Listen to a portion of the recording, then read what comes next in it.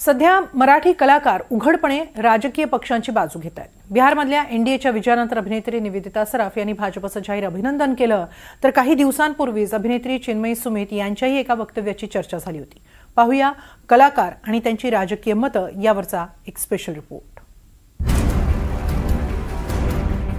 मी कट्टर भाजपवाली, मी जय भीमवाली, मी मोदींचा भक्त, होय मी या राजकीय पक्षाचा, मी त्या राजकीय पक्षाचा, असं कलाकार आता उघडपणे सांगू लागले। नवनिमित्त आहे ठाण्यातल्या एका पुरस्कारावेळी अभिनेत्री निवेदिता सराफ यांनी जाहीर केलेल्या भूमिकेचं।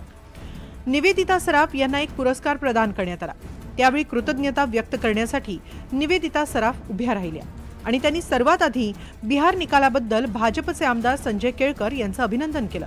त्या पुढे म्हणाल्या, मी कट्टर भाजपवाली आहे।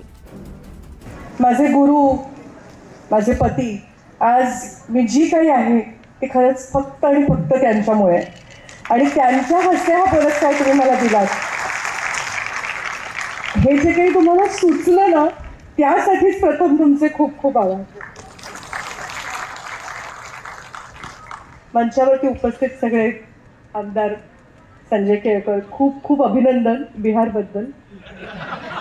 मी जरा थोडी कट्टर बीजेपी असल्यामुळे मला फारच आनंद झाला आहे। निवेदिता सराफांच्या या वक्तव्यावर काँग्रेस आणि ठाकरेंच्या शिवसेनेनंही प्रतिक्रिया दिली आहे। अशोक सराफांना सरकारनं पुरस्कार दिले, त्यामुळे निवेदिता सराफ असं बोलले असतील, असं वर्षा गायकवाडांनी म्हटलंय। तर निवेदिता सराफांना काहीतरी हवं असेल म्हणून त्यांनी भाजपची स्तुती केली असेल, असं किशोरी पेडणेकरांचं म्हणणं आहे। मला ना या अभिनेत्यांवर काही बोलायचं नाही, कारण त्यांचं जिथे पान लागलेलं असतं तिथे आपली पत्रावळ घुसवण्यामध्ये माहीर आहे।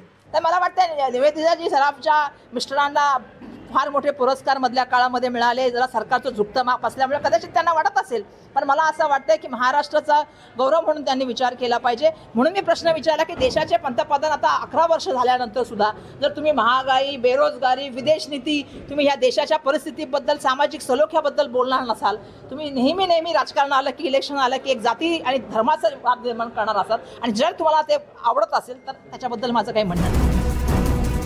निवेदिता सराफांच्या या वक्तव्यावर भाजप म्हणतंय, ही तर भाजप जनमानसात पोहोचल्याची पावती आहे।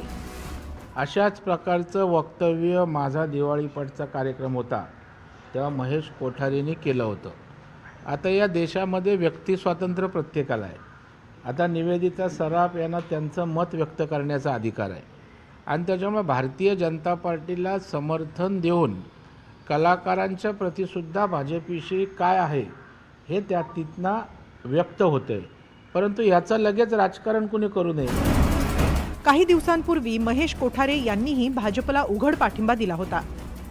ह्या सगळ्या कार्यक्रमाला इथे येऊन इतका आनंद होतो का हे कार्यक्रम आपला हा घरचा कार्यक्रम आहे, हे आपलं भाजप म्हणजे आपलं घर आहे। पण मी जरा सुद्धा भाजपचा भक्त आहे, मी मोदीजींचा भक्त आहे। महेश कोठारेंच्या या वक्तव्यावरून बरंच राजकारणही झालं। तात्या विंचू येऊन चावा घेईल असं राऊत म्हणाले, तर महेश कोठारेंची सून उर्मिलाला अपघाताच्या प्रकरणातून वाचवण्यासाठी कोठारे भाजपच्या बाजूने बोलतात, असा आरोप किशोरी पेडणेकरांनी केला होता। अलीकडच्या काळात अभिनेत्री चिन्मयी सुमित यांनीही एक भूमिका जाहीर केली। त्या म्हणाल्या, जय भीम। काय होतं, मी जय भीम म्हणते नेहमी नमस्कारानंतर, तर मला खूप लोक विचारतात की तुम्ही जय भीमवाले आहात का, तुम्ही त्यांच्यातले आहात का, असं विचारतात। तर मी त्यांच्यातली आहे, म्हणजे मी आंबेडकरांची आहे। लोक वेगवेगळ्या त्यांचे फॅन्स असतात वेगवेगळ्या लोकांचे, तशी मी आंबेडकरांची आहे। आणि मला असं वाटतं की भारतातल्या प्रत्येक भगिनीला जय भीम म्हणावं असं वाटलं पाहिजे, कारण आपण सर्व जनवादी महिला संघटनेच्या कार्यकर्त्या, कॉम्रेड्स आहात। मला वाटतं जनवादी जे लोकशाही आणि माणूस म्हणून आपल्याला एक दर्जा आहे।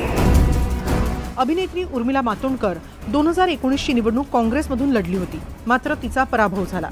त्यानंतर उर्मिला मातोंडकर ठाकरेंच्या शिवसेनेत गेली। ठाकरेंकडून तिची विधान परिषद आमदार म्हणून वर्णी लागण्याची चर्चा होती, मात्र त्याआधीच उद्धव ठाकरेंचं सरकार कोसळलं। उर्मिलाप्रमाणेच अभिनेत्री नगमानंही काँग्रेसकडून निवडणूक लढवली होती, मात्र तिचाही पराभव झाला.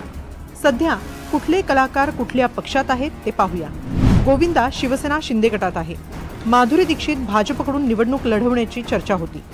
आदेश बांदेकर ठाकरेंची शिवसेना, हार्दिक जोशी शिंदेंची शिवसेना, सुशांत शेलार शिंदेंची शिवसेना, अदिती सारंगधर शर्मिष्ठा राऊत शिंदेंची शिवसेना, प्रिया बेर्डे मेघा धाडे भाजप, किशोरी शहाणे भाजप, महेश मांजरेकर मनसे, सायली संजीव स्मिता तांबे विशाखा सुभेदार मनसेशी संबंधित आहेत. कलाकारांनी राजकीय भूमिका जाहीर करणं गैर नाही, मात्र त्याचा राजकीय फायदा घ्यायला नको आणि त्यावरून राजकारणही व्हायला नको.